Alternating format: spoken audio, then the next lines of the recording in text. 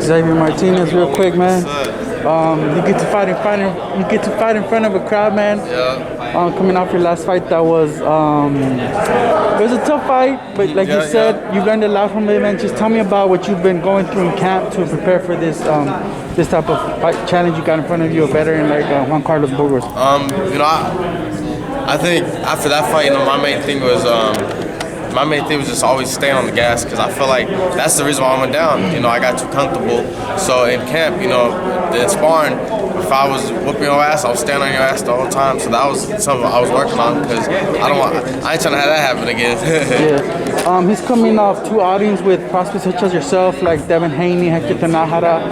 Is there any motivation to try and outperform them so that it can maybe put you right there where they are? They talk a little bit more about them or whatnot, and show that Xavier Martinez is also a prospect that should be respected and talked about at the moment, Yeah, of course. But also when I'm trying to outdo them, it's also me sticking to my game plan. Don't overdo it. Don't try to overthink it or nothing. It'll be nice to get a knockout, because he ain't never been knocked out by no one. So I think that would put a stamp on me, coming up. You have your training camps around Floyd Mayweather. You've seen him work. Did you get a chance at all to be around him during this Logan Paul fight that they were working on at all, man? Nah, actually I wasn't, but I wish I was in Miami to see that, because man, that shit was crazy. Yeah, what did you make of that whole brawl with Jake Paul? I would have flipped out too, because at some point you cross the line. Yeah. And after that, you kind of got to get messed up after that. Yeah. I know Logan just stated that he's gonna get security. That he's really concerned for Jake Paul, man. But what do you make of that? A lot of people they're very intrigued by everything that's going on, man. But it looks like it got a little bit real. I think it's a little dramatic. You can't take. You never know. But I think it's a little overdoing it with all the security. But hey, it's building the fight up. Yeah. What do you think about these fights, man? These exhibitions. I know you're a prospect. Your goal obviously is legacy, a world title, but if you were presented a chance to fight like a Jake Paul or Logan Paul before even getting a world title shot, would you entertain that, or do you want no parts of the circus acts and you want to stick to your legacy and become a world champion eventually? At the end of the day, it's all about making money.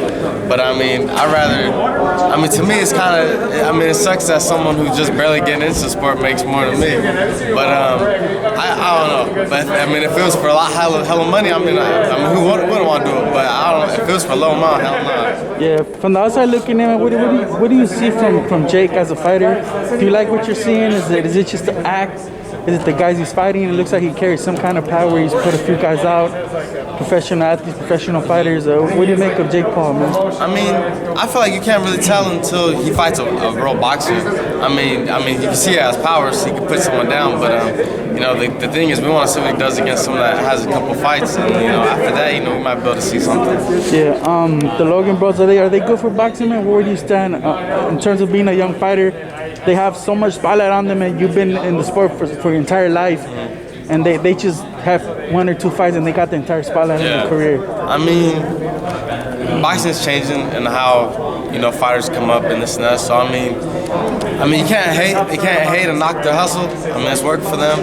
But it is, as far as the boxing side aspect of it, yeah, it sucks as people who barely step in make more than us. We put our blood, sweat, and tears into this, and we got to really damn near train our ass off just to even touch 100,000. So for them to just come in, it's a little disrespectful. But hey, if they're making money, go ahead. We were speaking of the crowd earlier. Saul Canelo Alvarez just fought in front of over 70 plus fans. What did you make of his performance? And is there anybody out there that can compete with him and yet alone give him maybe the next loss on his record, man? I think Canelo's dangerous. Obviously his power. One person I think could probably. I think might beat him is Caleb Plant. The reason I'm gonna say that's because Caleb's hard to touch, and as we seen when Canelo fought Laura, he kind of had trouble because Laura wasn't standing there. So if Caleb goes in there and fights a perfect fight, I think he might be able to outpoint him and beat him. How was Canelo looking prior to the stoppage with Saunders? It was 8 rounds, but the first 7, how did you see him? Did he look good? He looked okay. Billy wasn't doing too bad either. But I think just when you constantly get hit with hard shots, I think it started to wear down on ability, and then Sule, I think when he broke his, what did he break his order? Yeah, his orbital I think bone. that's part that. Yeah, he didn't want to do it no more. Did his corner make the right decision? He's saying that his corner pulled the plug on the fight. Are you okay with that? Like, if that was you in the corner, would you advise your team if I look hurt or something? It's your job to protect me from myself. Yeah, I mean, it's a hard situation because at the end of the day, you know, we got families. I mean, me personally, I wouldn't give up, but you know, also our corners. Our trainers are supposed to protect us at the same time. So I mean, you know, we always want to go out on our shield, not on our backs. And you know, if his corner stopped it, that's his corner. You know, they protect him. You know, that's like my trainer. He's had me since I was 7 years old. So I'm like a son to him. So I know he won't let me get like that.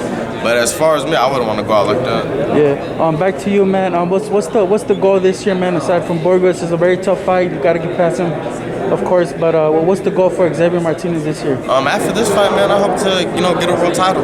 You know, I know one fight. We want to try to make happiness with Chris Colbert. You know, I think that's a great fight. It's a fun fight, an exciting fight for us to have. You know, we're both young, hungry lions. You know, we've said some words with each other.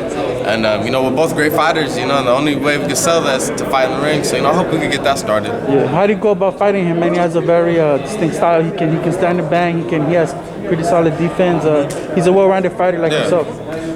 You know, I always say, you know, I always get a feel once I get in the ring. You know, you can prepare, you can do all that, but as soon as you step in that ring and you see what's going on, that's when, you know, I like making my adjustments and seeing, you know, what goes on. Last words for Colbert and all your fans, man. What do you tell them? Make sure to tune in Saturday night. You know, it's gonna be exciting night of boxing. We got other fighters on the card, and you know, watch me, you know, get a step closer to getting a title shot. All right, cool. Appreciate you, man.